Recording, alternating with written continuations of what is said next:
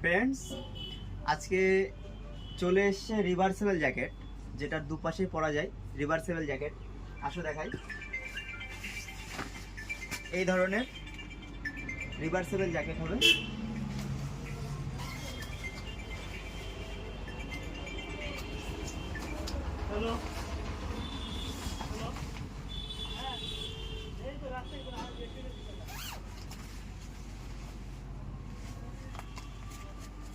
ছোট লোগোর কাজ আছে।